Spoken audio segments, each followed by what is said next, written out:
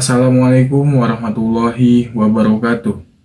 Kembali lagi bersama saya, Dani Daniarsyah, di acara Learning Journal, mata kuliah Teknik Reportase dan Investigasi Berita.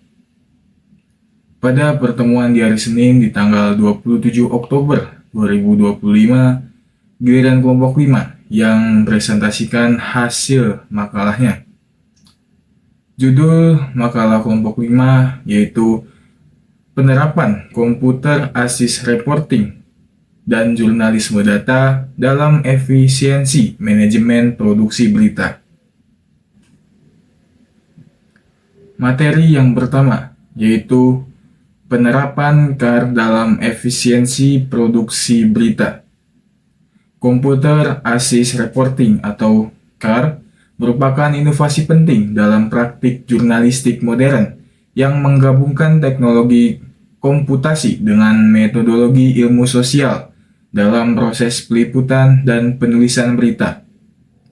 Dalam hal ini, CAR bukan sekedar alat bantu untuk mempercepat kerja redaksi, tetapi juga mencerminkan pergeseran epistemologis dalam cara jurnalis memahami dan membangun realitas berita.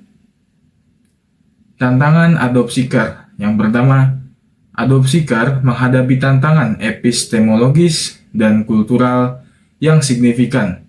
Sebagian besar redaksi masih memperlakukan CAR sebagai teknologi tambahan, bukan paradigma berpikir baru. Yang kedua, tantangan lain terletak pada dimensi etika. Di era datafication, di mana informasi publik banyak diperoleh melalui web scraping atau kebocoran dokumen digital. Jurnalis harus menghadapi dilema moral baru, yaitu bagaimana menggunakan data secara bertanggung jawab tanpa melanggar privasi atau memperkuat bias algoritmik. Pembahasan yang kedua, yaitu integrasi jurnalisme data dalam optimalisasi manajemen redaksi digital.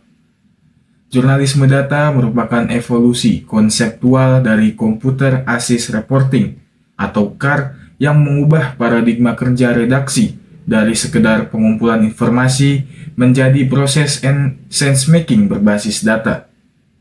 Jika CAR menitik beratkan pada aspek metodologis dan teknis, maka jurnalisme data berfokus pada aspek penceritaan atau storytelling berbasis analisis empiris.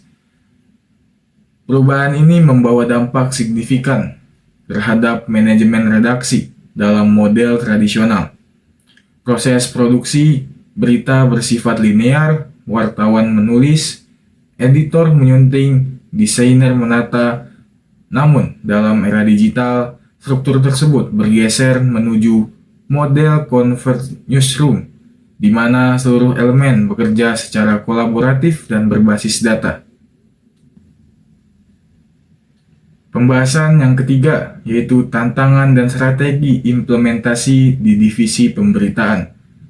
Penerapan CAR dan jurnalisme data di Indonesia menghadapi tantangan multidimensional yang mencakup aspek struktural, kultural, dan manajerial.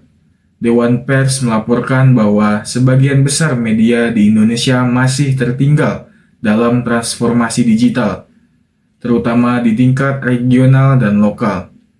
Rendahnya investasi infrastruktur teknologi, keterbatasan akses terhadap publik, serta minimnya kebijakan internal terkait pengelolaan data menjadi hambatan utama. Tantangan kedua bersifat kultural. Banyak jurnalis Indonesia, terutama generasi senior, masih berpegang pada paradigma tradisional yang menetapkan intuisi dan pengalaman lapangan sebagai sumber utama kebenaran berita. Siregar 2022 menemukan bahwa resistensi terhadap jurnalisme berbasis data muncul karena kekhawatiran bahwa teknologi akan mendinginkan aspek humanistik jurnalisme. Selain itu, dimensi manajerial juga menjadi tantangan penting. Implementasi CAR dan jurnalisme data memerlukan perubahan desain organisasi redaksi, model redaksi, linear tidak lagi efisien untuk menangani proses analisis data yang kompleks. Untuk menjawab tantangan-tantangan tersebut, terdapat 4 strategi utama yang dapat diimplementasikan oleh divisi pemberitaan. Yang pertama, peningkatan literasi data dan pelatihan teknis berkelanjutan. Program pelatihan harus difokuskan bukan hanya pada penguasaan perangkat lunak, tetapi juga pada data literasi atau computational thinking agar jurnalis mampu menafsirkan dan mengkritisi data secara mandiri.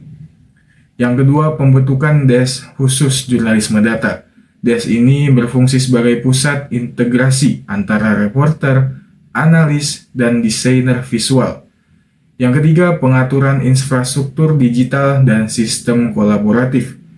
Penggunaan platform cloud dan perangkat data manajemen dapat meningkatkan efisiensi koordinasi lintas divisi. Yang keempat, kemitraan dengan lembaga data publik dan komunitas open data. Kerjasama dengan BPS, lapor, data.go.id, atau komunitas seperti Indonesia Data Portal dapat memperluas akses jurnalis terhadap data kredibel dan terverifikasi.